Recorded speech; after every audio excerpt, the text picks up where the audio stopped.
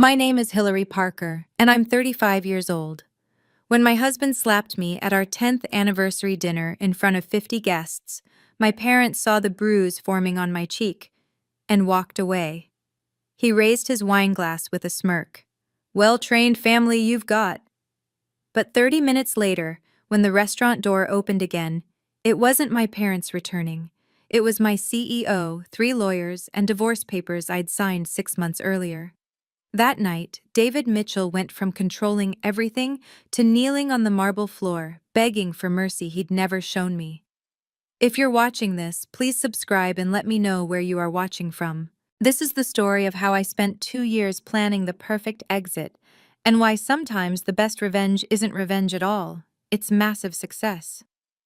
For 10 years, David controlled everything: the bank accounts, the credit cards, even my professional wardrobe budget. You should be grateful, he'd remind me daily. Not many men would support a struggling lawyer like I do. Struggling lawyer. That's what he told everyone. At dinner parties, he'd laugh about his little wife playing lawyer, while his tech startup soared.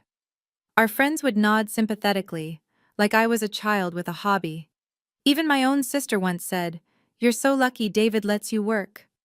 Let me work. The truth? I was bringing in 3 times his salary, had been for 3 years. Senior associate at Brennan, Chen and Associates, one of the most prestigious law firms in the country. But I kept my maiden name at work, deposited my bonuses into a separate account he didn't know existed, and let him believe his $200,000 was carrying us. Why? Because the first time I mentioned a promotion, he threw a wine glass at the wall. "Don't embarrass me," he'd said, voice deadly calm as burgundy stained our white kitchen. "Men leave women who emasculate them. Is that what you want? To be 40 and alone?" I learned to make myself small, learned to say, "David's the breadwinner." So often I almost believed it. Learned to hide the Hermes bags clients gifted me, to downplay every victory, to pretend my late nights were just filing paperwork. But 6 months ago, everything changed. Margaret Chen, the CEO of our firm, a woman who built an empire from nothing, called me into her office. "Hillary," she said, studying me over her glasses, "how long are you going to let that man dim your light?" I didn't have an answer, but she did. My parents saw everything and chose to see nothing. The first bruise appeared 3 years into our marriage. Mom noticed it at Sunday dinner. A purple bloom on my upper arm where David had grabbed me for laughing too loud at my brother's joke. She pulled me aside in the kitchen, and for one moment, I thought she'd say something. "Honey," she whispered, "you need to learn not to provoke him." Not to provoke him. When I showed up to Christmas with a split lip, David's response to me getting a bonus he didn't know about, Dad took David aside. My heart soared. Finally, someone would defend me. But I heard them laughing minutes later, Dad clapping David's shoulder. "Women, right? They don't understand the pressure we're under." My younger sister Sarah was worse. "At least you have someone," she'd say, scrolling through dating apps. "Do you know how hard it is out there? David's successful, handsome, wants kids. Stop being so dramatic." At company events, David would introduce me as his better half who keeps the home fires burning, while I stood there with 2 law degrees and a case win rate that made partners jealous. My own family would beam with pride. Their daughter had married well. The last straw came 6 months ago at my nephew's birthday party. David backhanded me in the garage for contradicting him about mortgage rates. My mother walked in, saw my face, saw his hand still raised, and quietly closed the door. That night, I made a decision. If my family wouldn't protect me, I'd protect myself. But I wouldn't do it with anger or scenes or pleading. I'd do it with something far more powerful: patience, planning, and the kind of success that couldn't be ignored. If I left David the normal way, I'd lose everything. The prenup he made me sign was airtight. His lawyer buddy made sure of that. Assets divided based on financial contribution to the marriage. Since everything was in his name, since my salary went into accounts he controlled, I'd walk away with nothing. The house? His name on the deed. even though my grandmother's inheritance paid the down payment. The cars? His. Even our daughter Sophie's college fund was technically his investment portfolio. You'll get standard visitation, my first lawyer had said, reviewing the documents. But custody? Unlikely. He's established as the primary provider. Courts favor stability. Stability. David, who'd thrown Sophie's birthday cake against the wall because she'd asked if Mommy could read the bedtime story instead of him. David, who told our 8-year-old that Mommy's job isn't important like Daddy's. But there was one clause buried in page 47 of that prenup. One his drunk lawyer friend had probably copied from a template without reading. In cases of documented domestic violence witnessed by multiple parties in a public setting, all agreements become void. Public setting. Multiple witnesses. Documented. David thought he was smart, keeping his violence private, behind closed doors, where bruises could be explained away and no one would testify. The financial stakes went beyond the prenup. David's company had contracts with my firm. If I left messily, he'd pull them, nearly $10 million in annual billing. He'd already threatened as much. You leave me, I'll make sure you never make partner. One call to Margaret Chen about how unstable you are and you're done. He didn't know Margaret and I had been having very different conversations, but I needed more than her support. I needed proof. Public, undeniable proof. And I needed David to provide it himself. David thought he held all the cards. He was wrong about two things. First, those unstable accusations he threatened. I'd been documenting everything for 2 years. Every bruise photographed and sent to a medical app that timestamp verified injuries. Every threatening voicemail backed up to 3 different clouds. Every incident logged in a journal my therapist, yes, the one I saw secretly, would validate in court. But documentation wasn't enough. Family court judges had seen it all before.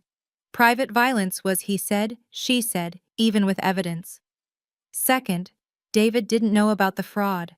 3 months ago, while looking for my passport in his office, I found something else. Invoices. Dozens of them, billing clients for services never rendered. He'd been skimming from his own company, hiding it from his board. Nearly $2 million funneled into offshore accounts. I photographed everything, sent it to my private email, then put it all back exactly as I'd found it. You seem happier lately, David said that night at dinner, reaching over to squeeze my hand. Hard. A warning squeeze. Not thinking of doing anything stupid, are you? Of course not, I smiled, not flinching as his grip tightened. I know my place. Margaret Chen knew everything. She'd helped me find the right divorce lawyer, someone David's connections couldn't touch. She'd also made me an offer. Become my partner, Hillary. But first, clean up your personal situation. I don't promote victims. I promote survivors who've taken control. The partnership papers were already drawn up, the announcement ready. All we needed was the right moment. When the time comes, Margaret had said, make sure it's public. Make sure there are witnesses he can't intimidate. And make sure he shows everyone exactly who he really is. The anniversary dinner was in 3 days. If you've ever been underestimated or had your family turn their backs when you needed them most, you'll understand what comes next. This isn't about revenge. It's about strategic planning and perfect timing. Before we continue, please hit that subscribe button if you believe in standing up for yourself. And comment below. Have you ever had to hide your success to keep the peace? Let's build a community of strong individuals who know their worth. Now let me tell you about the dinner that changed everything. The Michelin-starred restaurant gleamed with crystal and expectation. 50 guests, all David's choices, his board members, his investors, his college friends who still called me David's girl after 10 years of marriage. He'd placed me at the far end of the table, 7 seats away from him, the spouse corner, where wives smiled and said nothing. Sophie was with my mother. David insisted no children at his celebration. To 10 years, David raised his champagne, not looking at me. And to my patient wife, who knows her role. Everyone laughed. That kind of nervous laughter that meant they knew something was off, but wouldn't dare acknowledge it. I excused myself during the appetizers, needing air. In the hallway leading to the restroom, I ran into James Morrison, senior partner at a competing firm, Margaret's old colleague. "Hillary, I heard congratulations are in order," he said warmly. "Margaret's been singing your praises. That Henderson acquisition was brilliant." "Thank you," I smiled, genuinely happy to see a friendly face. "How's the Richmond case going?" We talked for maybe 3 minutes. Professional courtesy, nothing more. But when I turned to head back, David stood in the doorway, his face dark. The entire restaurant could see us. He grabbed my wrist, yanking me toward the dining room. "Flirting with Morrison?" his voice carried. "At our anniversary dinner?" "David, we were just what? Humiliating me?" 50 faces turned our way. The restaurant's ambient music seemed to stop. Even the waiters froze. "I was being polite," I said quietly. "He's a colleague." "Colleague?" David's laugh was ugly. "You're nothing, a nobody playing dress-up in suits I paid for." That's when I saw my parents at their table. Mom's eyes met mine, then looked away. David's grip on my wrist tightened as he dragged me back to the table. Every eye in that restaurant followed us. The sound of my heels clicking on marble seemed amplified in the silence. "Sit," he commanded, pushing me into my chair. I straightened my napkin, picked up my water glass with a steady hand. "You're making a scene." "I'm making a scene?" His voice rose. "You disappear to throw yourself at another man." "I was having a professional conversation." "Don't lie to me!" The slap came fast, hard. The crack of his palm against my cheek echoed off the vaulted ceiling like a gunshot. 50 guests gasped in unison. A waiter dropped a tray. The sommelier stood frozen, bottle mid-pour. My face turned with the force of it. I felt the heat bloom across my cheek, knew the mark would be vivid against my pale skin.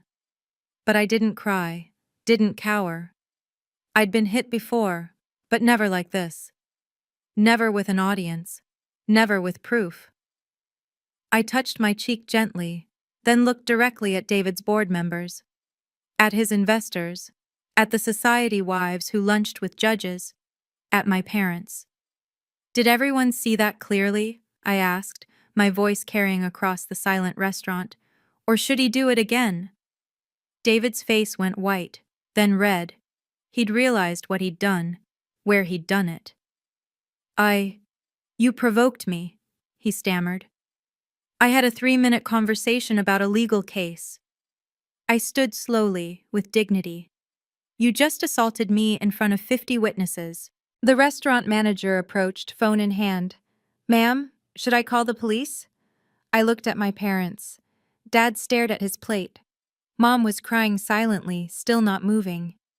"Not yet," I said, "but please document everything." The silence that followed was deafening.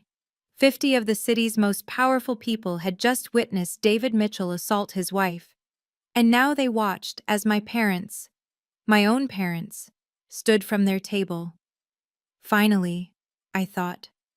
Finally, they'll defend me.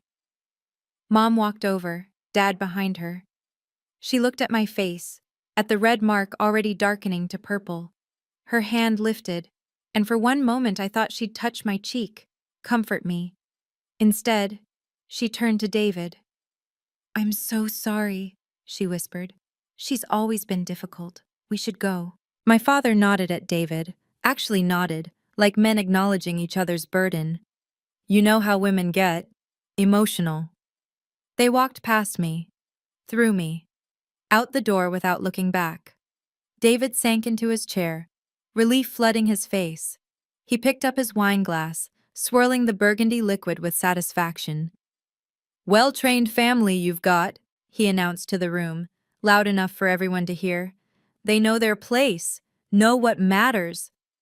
Some of his friends laughed nervously, others looked away, but they all stayed seated. All continued with dinner like nothing had happened. I stood there, cheek throbbing, watching David toast his victory. He thought he'd won, thought he'd humiliated me so completely that I'd never recover. My hand found my phone in my pocket. Under the table, hidden by the tablecloth, I typed one word to Margaret. Now. Sit down, David commanded, not even looking at me. You're embarrassing yourself. I remained standing. No. What did you say? I said, no, David. I'm done sitting. He started to rise, hand already forming a fist. You need another lesson? That's when we heard them. Heels. Multiple pairs. Clicking across marble in perfect synchronization, getting closer. The restaurant door opened. 6 months ago, Margaret Chen had changed everything with a single question. How long are you going to let that man dim your light? We were in her corner office, 40 floors up, the city sprawling beneath us. I'd just won the Henderson acquisition, a deal worth $30 million to the firm. But I'd told David I was working late on filing. I see you, Margaret continued, the real you, the brilliant lawyer who's been hiding behind that pathetic man's ego. Did you know the partners have been trying to promote you for 2 years? But you keep declining, saying you're not ready. I couldn't meet her eyes. It's complicated. No, it's not. She pulled out a business card. This is Diane Winters, best divorce attorney in the state. She handles my special cases. Margaret, I can't. The partnership is yours, Hillary. 7-figure base, equity stake, corner office. But I don't promote victims. I promote survivors who take control. She opened her desk drawer, pulled out a folder. I've also had lunch with James Morrison. He mentioned David's interesting accounting practices at his company, the kind the SEC would find fascinating. My breath caught. She knew about the fraud? I protect my investments, Margaret said simply. And you're going to be one of my best. But first, you need to be free. Completely, publicly free. The prenup has a domestic violence clause, public setting, multiple witnesses. She smiled, a shark smile. Your anniversary dinner is in 6 months. Very public, very elegant, full of witnesses David can't intimidate or buy. You want me to provoke him in public? No, I want you to be yourself in public. Let him show everyone who he really is, and when he does, I'll be ready. The plan was elegant, ruthless, perfect. For 2 years, I'd been building my case in silence. Every bruise photographed within an hour, uploaded to a medical documentation app that verified timestamps and couldn't be altered. 43 incidents, all cataloged, every threatening voicemail saved and transcribed. You ever try to leave me, I'll destroy you. No one will believe you. You're nothing without me. 72 recordings. Every financial document photographed. Not just the fraud, though that was damning enough, but proof of my real earnings. 3 years of deposits into an account David never knew existed. Proof that I'd been the primary earner all along. Dr. Patricia Reeves, my therapist, had been keeping meticulous notes. Hillary shows clear signs of sustained psychological abuse, her report read. Her husband exhibits classic coercive control patterns. But the masterstroke was the house. David thought it was in his name. He'd never actually read the deed, never noticed that my grandmother's trust had purchased it, with me as beneficiary. His name was on the mortgage, yes, but not the ownership. A detail his drunk lawyer friend had missed. The divorce papers had been drawn up 3 months ago. Diane Winters was brilliant. She'd found 17 violations of the prenup. David didn't even know he'd committed. Using marital assets for his offshore accounts, hiding community property, tax fraud that made our marriage itself fraudulent. When do I serve him? I'd asked. You don't, Diane had smiled. Let him serve himself. One public act of violence properly documented, and every protection he thinks he has disappears. The partnership announcement was ready, the press release written. Margaret had even scheduled a photographer for the company event at the restaurant, my anniversary dinner. Everything waited on one thing, David being David, in front of everyone who mattered. The door was opening now. David stood up, emboldened by my parents' betrayal and the room's silence. "Look at you," he announced to the entire restaurant, "standing there like you matter. Like you're something special." His voice carried to every corner. "You know what you are? A charity case I've been supporting for 10 years. Several people shifted uncomfortably, but no one intervened. "Tell them," he continued, gesturing wildly. "Tell everyone here how much you make. Go on, tell them about your little job." I stayed silent, which enraged him more. "Nothing, she makes nothing," he was shouting now. "I pay for everything, the house, the cars, her clothes, her pathetic attempts at being a lawyer." "David," one of his board members said quietly, "perhaps we should—" "No!" David spun on him. "She needs to learn respect. They all do." He grabbed my arm, fingers digging into the same spot he'd bruised last week. "Apologize. Now. To everyone here for wasting their time with your dramatics." I looked around the room. His investors, his board, our supposed friends, all watching, all waiting to see if I'd break. "You want me to apologize?" I asked, loud enough for everyone to hear. "On your knees," he said, "like you should be." Gasps rippled through the room. Even his supporters looked shocked. "David," his board chairman stood up, "that's enough. Sit down, Robert. This is between me and my wife." He turned back to me. "Well? Or do you need another reminder of who's in charge?" His hand rose again. That's when the door opened fully, and heels clicked across marble with the confidence of someone who owned the world. Margaret Chen had arrived, and she wasn't alone. The room froze in a different kind of silence, the kind that comes when true power enters a space. "David," I said, not taking my eyes off his raised hand, "you should look behind you. Don't try to distract Mr. Mitchell." Margaret Chen's voice cut through the air like a blade. David's hand dropped as he spun around. The color drained from his face. Everyone knew Margaret Chen, the woman who'd built a legal empire from nothing, who'd taken down senators and CEOs, who had judges on speed dial and whose firm handled half the city's corporate litigation. She stood in a pristine black suit, flanked by 3 people: Diane Winters, James Morrison, and a man with a camera who'd been documenting everything from the doorway. "Ms. Chen," David stammered, "this is a private event." "Actually, it's not." Margaret walked forward, heels clicking with precision. "This restaurant is a public accommodation. These 50 witnesses are members of the public, and that assault we just witnessed and documented, that's a crime." "You don't understand." David tried to recover his composure. "She provoked—" "I understand perfectly." Margaret pulled out her phone, showed the screen to the room. "I have a video of you striking your wife. Would anyone like to dispute what we all just saw?" Silence. David looked around desperately for support. His board members avoided his eyes. His investors were already stepping back. "Why are you here?" he demanded. Margaret smiled. It wasn't warm. "I'm here to celebrate. You see, I don't usually attend anniversary dinners, but I never miss a partner announcement." "Partner?" David's voice cracked. "Oh, didn't Hillary tell you?" Margaret turned to me. "Partner Parker, would you like to do the honors?" The room held its breath. Margaret's words hung in the air like an explosion waiting to detonate. "Partner Parker?" David repeated, his voice barely a whisper. "Yes," Margaret said, loud enough for everyone to hear. "Hillary Parker, our newest equity partner at Brennan Chen and Associates, signed last week. The announcement goes public Monday." The room erupted in whispers. Everyone knew what that meant. 7 figures minimum, equity stake, a position that put me among the city's legal elite. "That's impossible," David sputtered.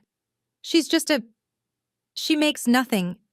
I support—" "Actually," James Morrison stepped forward, "Hillary billed more hours than any senior associate for 3 consecutive years. Her Henderson acquisition alone netted the firm $30 million. David turned to me, his face cycling through confusion, rage, and fear. You've been lying to me? No, I said calmly. I've been surviving you. Margaret opened her briefcase.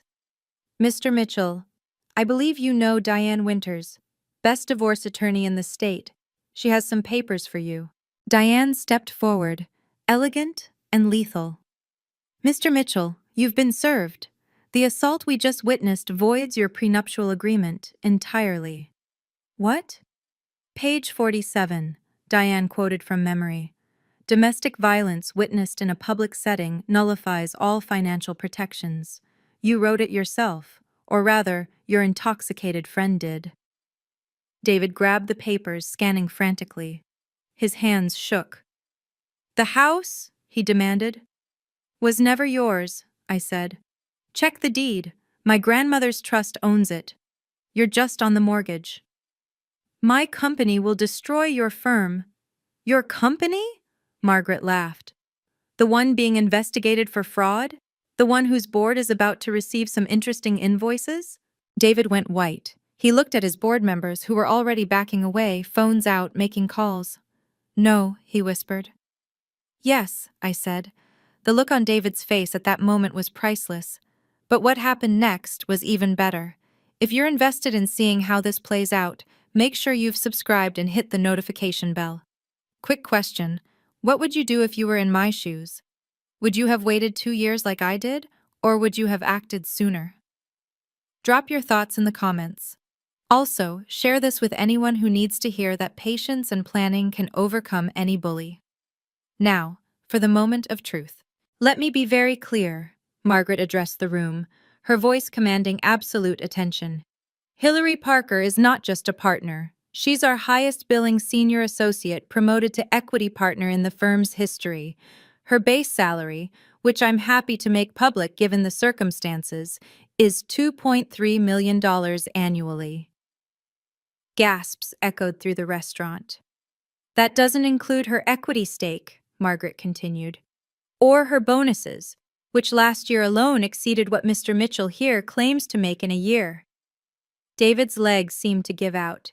He grabbed the table for support. You're lying, he whispered. I pulled out my phone, showed him my account balance, the one he never knew existed. 3 years, David. I've been out earning you for 3 years. Every time you called me worthless, I was worth 3 times what you were. But you said... You acted like... I survived, I said simply. I knew if you knew the truth, you'd escalate. So I played the role you needed me to play, until I didn't need to anymore. His board chairman, Robert, stepped forward. David, is it true about the invoices, the fraud? David's silence was answer enough. We're calling an emergency board meeting, Robert announced. Effective immediately, you're suspended pending investigation. You can't. We can and we are. Robert turned to me. Mrs. Mitchell, excuse me, Ms. Parker, we apologize for not intervening sooner. Your apology means nothing, I said flatly. You all watched him raise his hand to me. You all stayed silent. The shame on their faces was palpable. Margaret smiled.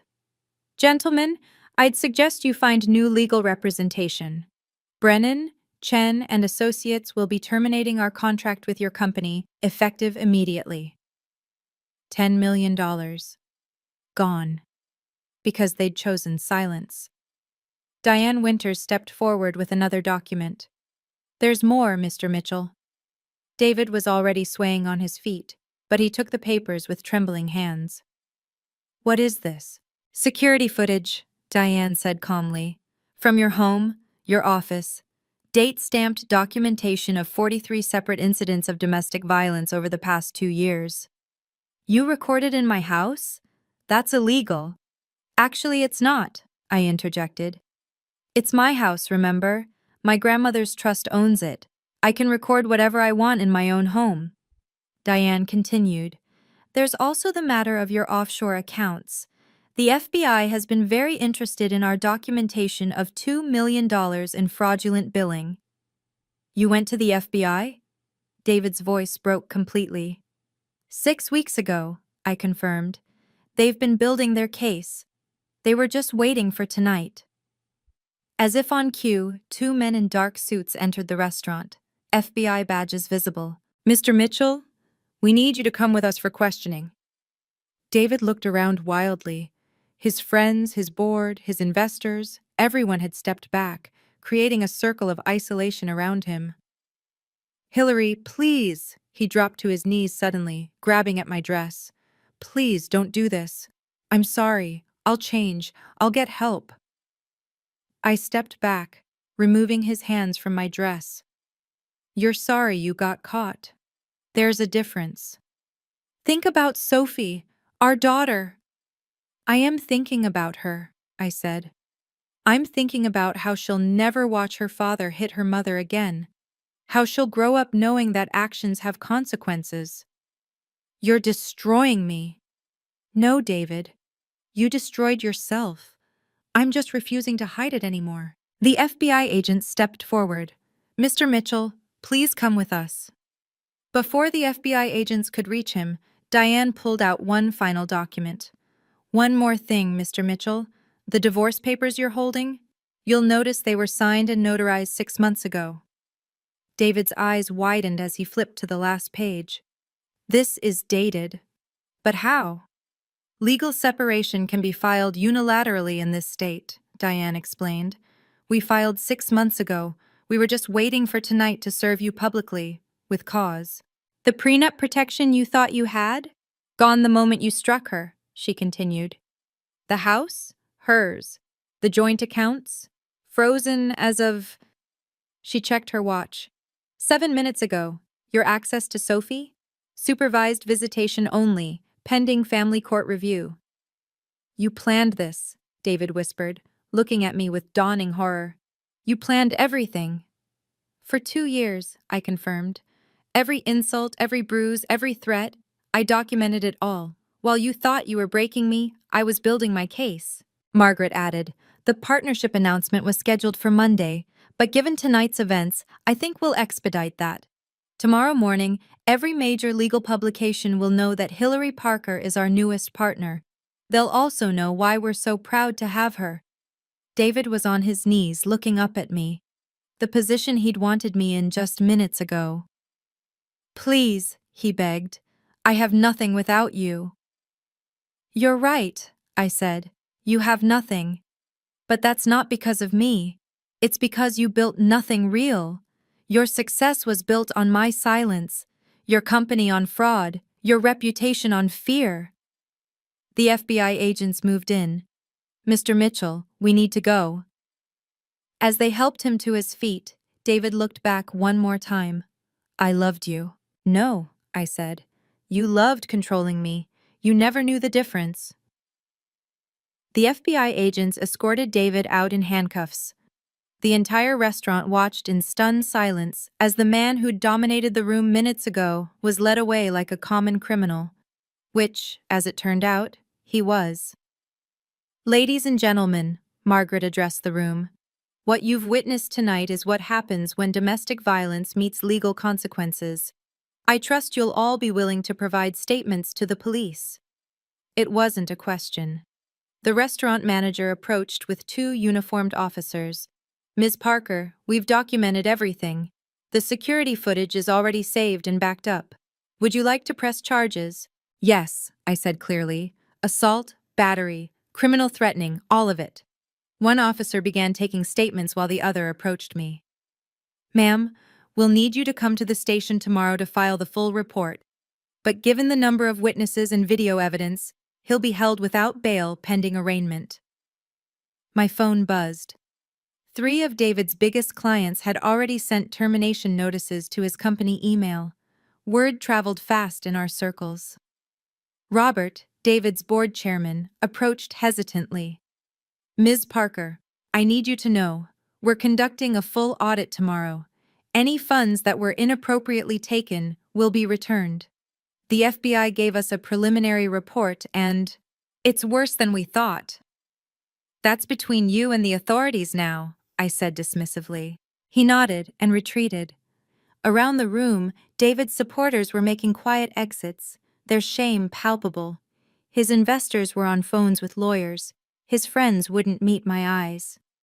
"Hillary," Margaret said softly, "you did beautifully. How do you feel?"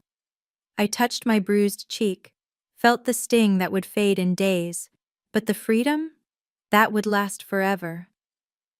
"I feel like myself again." I stood in the center of that elegant restaurant, 50 witnesses around me, and felt something I hadn't experienced in a decade. Power. Not power over others, but power over my own life. Margaret placed a hand on my shoulder. "Partner Parker, would you like to say something to the room?" I looked around at the faces, some ashamed, some shocked, some quietly supportive. My parents' empty chairs seemed to echo with their absence. "Yes," I said, my voice steady and clear. "For 10 years you all watched. You saw the signs, the careful makeup covering bruises, the way I flinched when he moved too fast, the excuses I made, and you chose comfort over conscience." Several people looked away. "I don't need your apologies now. What I need is for you to remember this moment the next time you see someone struggling in silence, the next time you witness abuse and think it's not my business, because your silence makes you complicit." I picked up David's abandoned champagne glass, still full. "But tonight isn't about you or your guilt. It's about new beginnings." I raised the glass. "To Hillary Parker, equity partner. To Sophie Parker, who will grow up seeing her mother's strength, not her father's fists. And to every woman in this room who's been told to make herself smaller to make a man feel bigger." A few women raised their glasses, then more. Soon, even the men were toasting, though their discomfort was obvious. "One more thing," I added. "My grandmother used to say, when someone shows you who they are, believe them. David showed you all who he was tonight. But more importantly, I showed you who I am. Believe that too." Margaret started clapping. Slowly, others joined. Not everyone, but enough. Within a week, David's empire crumbled completely. The FBI investigation revealed more than just $2 million in fraud. It was closer to 5. His board voted unanimously to remove him, then discovered he'd been using company funds for his offshore accounts. The civil lawsuits started immediately. His company's valuation dropped 60% overnight. 3 major investors pulled out. 7 clients terminated contracts. By Friday, bankruptcy lawyers were circling like vultures. "He's been denied bail," Diane informed me over coffee. "The judge considered him a flight risk, given the offshore accounts. Trial's set for March." "What's he facing?" "Federal fraud charges, 15 to 20 years. State assault charges, 2 to 5. Plus the civil suits from his investors." She smiled. "He'll be lucky to have bus fare when this is over." The social consequences were equally swift. The country club revoked his membership. His name was removed from 3 charity boards. The business journal that had featured him as Entrepreneur of the Year ran a new story. "The Fall of David Mitchell, a case study in fraud and domestic violence." But the most satisfying consequence came from an unexpected source. "Ms. Parker?" A young woman approached me at the courthouse. "I'm Jennifer Walsh. I was David's assistant for 2 years." I recognized her, the girl who always looked terrified when David was around. "He did it to me, too," she said quietly. "The verbal abuse, the threats. I have recordings, emails. I want to testify." By the end of the week, 4 more women had come forward. Former employees, a junior investor he'd propositioned, a bartender he'd grabbed at a company party. David Mitchell wasn't just a fraud and an abuser. He was a serial predator whose power had finally run out. My parents showed up at my office 3 days after the dinner. "Hillary, sweetheart," Mom started, tears already flowing. "We had no idea it was that bad." "You saw him hit me," I said, not looking up from my files. "You walked away." We thought if we didn't make a scene it would calm down," Dad said. "We were trying to help." "No." I finally looked at them. "You were trying to avoid embarrassment. There's a difference." That's not fair. Fair? I stood up. Was it fair when Mom told me not to provoke him? When Dad laughed with him about emotional women? When you both chose his comfort over my safety? They sat in silence, aging before my eyes. We failed you, Mom whispered. We failed our daughter. Yes, you did. Can you forgive us? I thought about it. Really thought about it. Someday. Maybe. But forgiveness doesn't mean forgetting. And it doesn't mean trusting you again. What can we do? Therapy, both of you. Individual and couples. Learn why you chose an abuser over your daughter. Then maybe we can talk about rebuilding. They agreed immediately, desperately. My sister Sarah was different. She came to my new apartment, mine alone for the first time in a decade, with wine and apologies. I was jealous, she admitted. You had the husband, the house, what looked like the perfect life. I didn't want to see the cracks because it meant my goals were wrong too. And now? Now I see that being alone is better than being with someone who dims your light. She raised her glass. To my badass sister who took down David Mitchell. We drank to that. To truth over comfort. To strength over silence. 6 months later, partner Parker was unstoppable. I won 3 major cases in rapid succession, including a landmark discrimination suit that set new precedents. My client base tripled. The American Bar Association invited me to speak at their annual conference about strategic legal planning in domestic violence cases.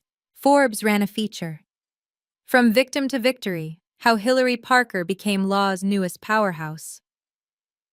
The article detailed not just my professional success, but the calculated way I dismantled my abuser's life while building my own empire. You're an inspiration, Margaret said, reviewing my quarterly numbers. Billing is up 300%. You've brought in 7 new Fortune 500 clients. But the real success was Sophie. My 8-year-old daughter had transformed. Without David's constant criticism and control, she blossomed. Her grades improved. She joined the debate team. She stood taller. Mom, she said one evening, working on homework at our kitchen table, a kitchen without fear. I'm proud of you. For what, sweetheart? For being strong. For showing me that bullies don't win if you're smart about fighting back. I hugged her tight. Remember, Sophie, real strength isn't about fighting. It's about knowing your worth and refusing to let anyone diminish it. Like Dad tried to do? Yes, like Dad tried to do. She was in therapy, processing everything with a specialist in childhood trauma. But kids are resilient when they're supported. When they see justice happen. The Hillary Parker Foundation launched that fall, providing legal services to domestic violence survivors who couldn't afford representation. The first case we took? A woman whose husband was a prominent surgeon. Within 3 months, she was free, safe, and rebuilding, just like I had. I don't regret waiting 2 years. Patience was my weapon, planning my strategy. Every day I stayed, I gathered more evidence. Every insult he hurled, I documented. Every threat he made, I recorded. If I'd left earlier, emotional and unprepared, he would have destroyed me. The prenup would have held. The custody battle would have favored him. The fraud would have stayed hidden. But by waiting, by planning, by building my power while he thought I was powerless, I won everything. The new boundaries I set weren't just with David. They were with everyone. I no longer hide my success to make others comfortable. When I walk into a room, I own my achievements. My name is on the door now. Parker, Chen, and Associates. Yes, Margaret made me name partner within a year. I don't accept keeping the peace as an excuse for enabling abuse. When I see it happening, I speak up. I hand out my card. I offer resources. I teach Sophie that independence is non-negotiable. She has her own savings account. She knows that love should never require diminishing yourself. She understands that anyone who needs you to be less so they can feel like more isn't worth having in your life. My home is a sanctuary now. No walking on eggshells, no flinching at footsteps, no makeup to cover bruises, just peace, success, and the knowledge that I saved myself. Never apologize for your strength, I tell every woman who walks into my foundation. Never make yourself smaller for someone else's comfort. And never, ever believe someone who tells you that you're nothing without them. Because the truth is, they're nothing without you. They feed on your light because they have none of their own. And once you realize that, you're already free. 1 year later, I stood in my corner office, looking out at the city skyline. CEO of my own firm now. I'd started Parker Legal with 3 other partners who'd left prestigious firms to build something different. Something that didn't just practice law, but changed lives. David was serving 12 years federal, 3 years state, sentences to run concurrently. His company had been dissolved, assets liquidated to pay victims. His reputation was a cautionary tale taught in business schools. The Mitchell collapse, when fraud meets consequence. He wrote me letters from prison sometimes. I never opened them. Diane handled all communication, forwarding only what was legally necessary. Sophie could decide for herself when she turned 18 if she wanted a relationship with him. For now, supervised video calls once a month were enough, and she often chose to skip them. My parents had completed 6 months of therapy. We had dinner once a month now, cautious, boundaried, but healing. They'd finally understood that their silence had been complicity, their traditionalism a cage that nearly killed me. "I'm proud of who you've become," my father said at our last dinner, "who you've always been, but we refused to see." It was progress. Sarah had started volunteering at my foundation, using her social media skills to raise awareness. "You saved my life too," she told me. "I was dating someone just like David. Seeing your story made me leave before it got worse." But the best moment came last month. A young woman walked into my office, bruised, scared, clutching a business card I'd given her 6 months earlier at a charity gala where her husband had grabbed her arm too hard. "I'm ready," she said. We took her case pro bono. Within 3 weeks, she was safe, divorced, and rebuilding. Another light saved from being dimmed. This is my life now. Not hiding, not shrinking, not apologizing for my success or my strength. I own my story, my power, my worth, and I use it to help others find theirs. Some people say revenge is a dish best served cold. They're wrong. The best revenge isn't revenge at all. It's massive, undeniable success that makes your abuser irrelevant to your story. David thought he was the main character in my life. Turns out, he was just a chapter I had to get through to reach my real story. And that story? It's just beginning. If this story resonated with you, please subscribe and share it with someone who needs to hear that they're not alone. Comment below. What boundaries do you wish you had set earlier? Remember, it's never too late to reclaim your power. Check out my next video about recognizing early warning signs in relationships. And if you're in a situation like mine was, please know you deserve better, you are stronger than you think, and there is always a way out. Stay strong, and I'll see you in the next video.